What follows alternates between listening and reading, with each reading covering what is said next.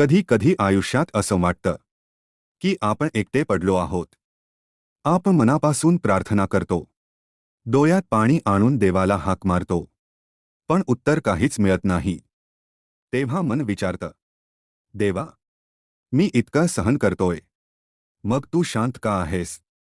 पण लक्षात ठेवा, देवाचा शांतपणा हा दुर्लक्ष नसतो, ती तुमच्या आयुष्याची तयारी असते.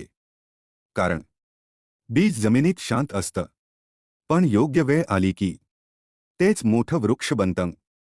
नदी शांत वाहते, पण तीच डोंगर कापून मार्ग तयार करते.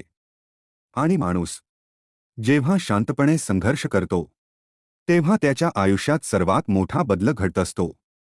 आज तुम्ही रडत असाल, तुमच्यावर अन्याय होत असेल, लोक तुम्हाला कमी लेखत असतील, पण विश्वास ठेवा, देव सगळं पाहत असतो.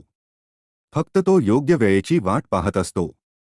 कारण देव उशीर करू शकतो, पण अन्याय कधीच करत नाही. कधी कधी आपल्याला जे हवं असतं ते लगेच मिळत नाही. कारण देव आपल्याला जे हवं आहे ते नाही, तर जे योग्य आहे ते देत असतो. तुम्ही ज्या गोष्टीसाठी आज रडत आहात, कदाचित उद्या तुम्हालाच कळेल की ती गोष्ट मिळणं हेच तुमच्यासाठी चांगलं होतं. जीवनात शांतता आली म्हणजे सगळं संपलं असं नाही.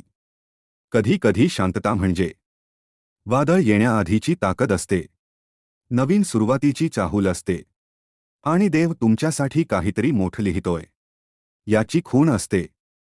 म्हणून आज परिस्थिती कितीही कठीण असली तरी स्वतःवर विश्वास ठेवा, देवावर विश्वास ठेवा. कारण जो माणूस अंधारातही चालत राहतो त्यालाच प्रकाशाची खरी किंमत कळते.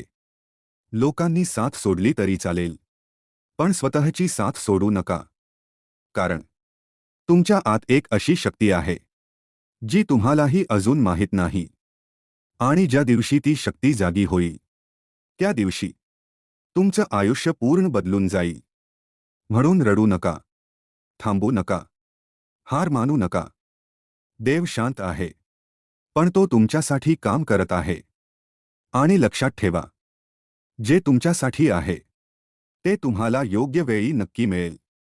जर हे शब्द तुमच्या मनाला स्पर्श करून गेले असतील तर व्हिडिओला लाईक करा. आणि अशाच प्रेरणादायी आणि आध्यात्मिक प्रवासासाठी एव्हरीडे विथ तेज सोबत नक्की जोडा.